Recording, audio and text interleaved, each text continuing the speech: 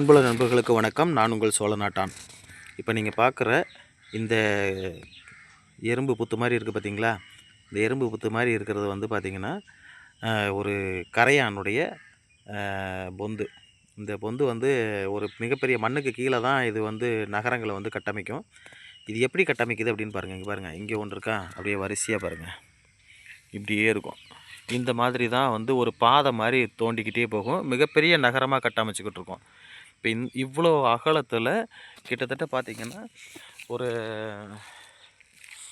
10 அடி சரௌண்டிங். இப்போ இந்த 10 அடி சரௌண்டிங்லேருந்து இந்த கரையான் புத்துக்கள் வந்து இருக்குது.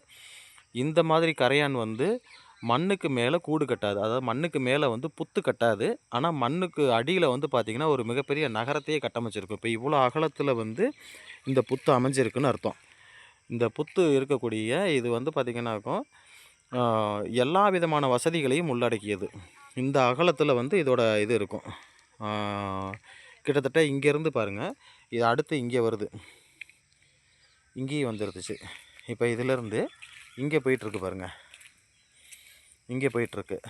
இது மாதிரி எங்கெல்லாம் வந்து அதுக்கான உணவுகள் கிடைக்குதோ அதுக்குள்ளே வந்து பார்த்திங்கன்னா இந்த கரையான் வந்து மண்ணுக்குள்ளேயே பாதை போட்டு போய் அந்த உணவுக்கு பக்கத்தில் மண்ணுக்கு மேலே வந்து அந்த உணவை எடுத்துக்கிட்டு திரும்பி மண்ணுக்குள்ளே போயிடும்.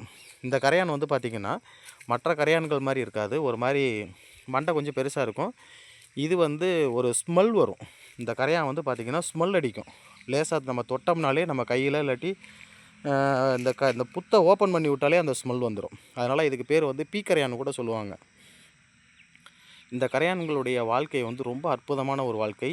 மிகப்பெரிய ஒரு காய்ந்த மரங்களை கூட ஒரு 2 நாள் அல்லது 3 நாளில் வந்து பார்த்திங்கன்னா அரித்து உள்ளே கொண்டு போயிடும், மண்ணுக்குள்ளே கொண்டு போயிடும். அந்தளவுக்கு நல்ல சக்தி வாய்ந்த ஒரு கூட்டத்தோடு இந்த கரையான்கள் வாழும். இந்த கரையான்களை பற்றி தெரிஞ்சுக்கோங்க. இப்போ இந்த கரையானோட சின்ன ஒரு இது நம்ம இப்போ பார்க்கலாம். இப்போ பாருங்கள், இப்போ நம்ம என்ன பண்ணுறோன்னா, இது வர்றதுக்கு வாய்ப்பு இருக்கான்னு தெரில. இங்கே பார்த்திங்களா, லேசாக தான் மூடி இருக்கும்.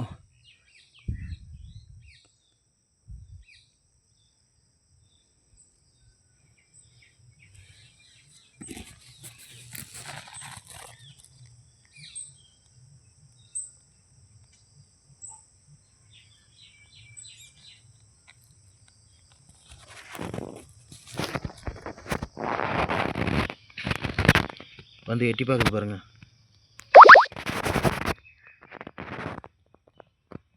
இப்போ என்ன பண்ணுவோன்னா, இந்த ஓட்டையை போட்டு விட்டோம்ல, அதனால் இப்போ என்ன பண்ணுவோன்னா திரும்பி வந்து ஈர மண்ணை எடுத்துகிட்டு வந்து இந்த புத்தை அடைக்கும். வந்து எட்டி பார்த்துட்டு பாருங்கள், சிகப்பு கலராக இருக்குது பாருங்கள் அந்த கரையான்.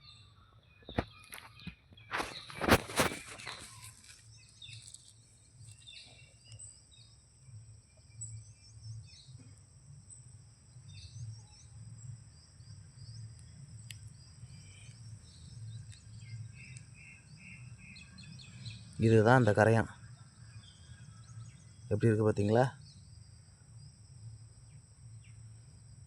இந்த கரையானுடைய வாழ்க்கை ரொம்ப ஸ்ப்ரீசியஸ், ஆனால் நல்ல ஒரு அருமையான ஒரு வாழ்க்கை. இந்த மாதிரி இயற்கையோடு இணைந்து வாழக்கூடிய வாழ்க்கை நம்மளுக்கு கொடுத்துருக்கு, இயற்கை கொடுத்துருக்கு. ஆனால் நாம் அதை வந்து வீணடிக்கிறோம்.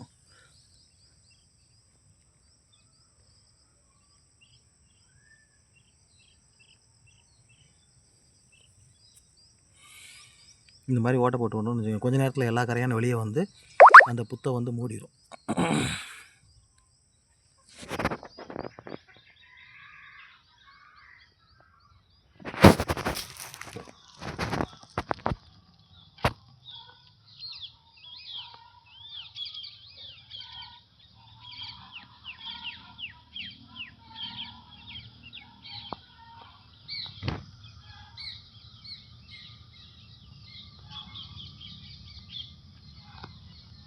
இந்த கரையான் வந்து பார்த்திங்கன்னாக்கும் நம்ம கோழிகளுக்கு வந்து மிகச்சிறந்த ஒரு நல்ல புரோட்டீன். இப்போ இந்த இடத்துல வந்து நம்ம என்ன பண்ணணும் அப்படின்னு தெரிஞ்சுக்கோங்க. இந்த கரையான் வந்து தோட்டத்தில் இருக்கிறது வந்து கொஞ்சம் கெடுதி தான். அதனால் நம்ம முன்னோர்கள் வந்து என்ன பண்ணுவாங்க அப்படின்னாக்கும், இந்த இடத்துல ஒரு பெரிய மண்பானை ஒன்று எடுத்துக்குவாங்க. மண்பானை எடுத்துக்கிட்டு சணல் சாக்கு, குப்பைகள் இதெல்லாம் அதாவது இலை தலை எல்லாம் உள்ளே போட்டு அதில் சாணி கரைச்சி கிண்டி விட்டு, அதாவது என்ன பண்ணுவாங்கன்னா, நீங்கள் சணல் சாக்கு இருக்குல்ல, அந்த சணல் சாக்கை வந்து சாணியில் நனைச்சி சாணியை கரைச்சி சாணியில் நனைச்சி அந்த பானைக்குள்ளே அடைச்சிருவாங்க. அடைச்சி இந்த மாதிரி புத்து இருக்க இடத்துல குப்பரை கவுத்தி அந்த ஓட்டையை போட்டு விட்ருவாங்க. இந்த ஓட்டையை போட்டு விட்டா இந்த கரையான் என்ன பண்ணுவோன்னாக்கும், அந்த பானைக்குள்ளே போய் எல்லாத்தையும் சாப்பிட ஆரம்பிச்சிடும்.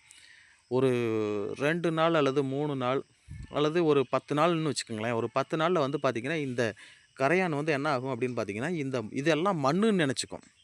அந்த மண்பானைக்குள்ளே உள்ளே வந்து இது மண்ணுக்குள்ளே தான் இது இருக்குதுன்னு நினச்சிட்டு இந்த புத்துக்குள்ளே இருக்க கரையான் ஃபுல்லாக அந்த மண்பானைக்குள்ளே வந்துடும். அதுக்கப்புறம் நம்ம மக்கள் என்ன பண்ணுவாங்கன்னா, இந்த மண்பானையை அப்படியே திருப்பி அதை எடுத்து கொண்டு போய் கோழிக்கு வந்து கொட்டி விட்ருவாங்க. கொட்டி விட்டால் கோழி வந்து அற்புதமாக கொத்தி சாப்பிடும். நல்ல அற்புதமான ஒரு புரோட்டீன் கோழிக்கு நல்ல கறி வைக்கும்.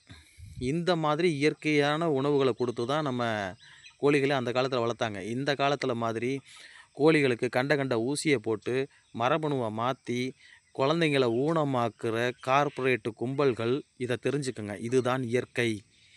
இந்த மாதிரி கோழிகளை வளர்க்குறவங்க தான் நல்லவங்க.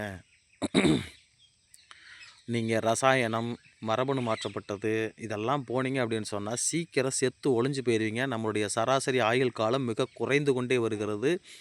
100 வயதிற்கு மேலே வாழ்ந்துக்கிட்டு இருந்த தமிழினம் இன்று 25 வயதிலேயே மாரடைப்பு வர காரணமாக இருக்கிறது என்றால் அது என்னவென்று தெரிந்து கொள்ளுங்கள் தமிழர்களே. புரிஞ்சுக்கோங்க.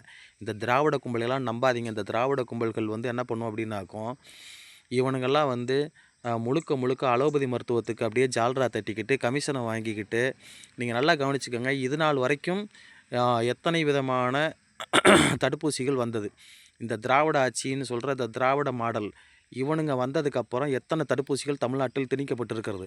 இப்போ பார்த்தீங்கன்னா, கர்ப்பப்பை வாய் புற்றுநோய் தடுப்பூசின்னு சொல்லி ஒன்று கொண்டு வர போகிறானுங்க. ஜனவரி மாதம் உங்களுக்கு எல்லாத்துக்கும் ஏற்கனவே போட்டுட்டானுங்க. பாதி பெண்களுக்கு நம்ம பெண் குழந்தைகளை வந்து ஊனமாக்குறதுல இவனுங்களுக்கு மிகப்பெரிய வன்மம் இருக்குது. ஏன் அப்படின்னு கேட்டிங்கன்னாக்கும், இவனுங்களுடைய இனம் வாழணும், நம்மளுடைய இனம் அழியணும் அப்படின்றதுக்காக இவனுங்க தடுப்பூசிகளை போட்டு விட்டுக்கிட்டே இருக்கானுங்க.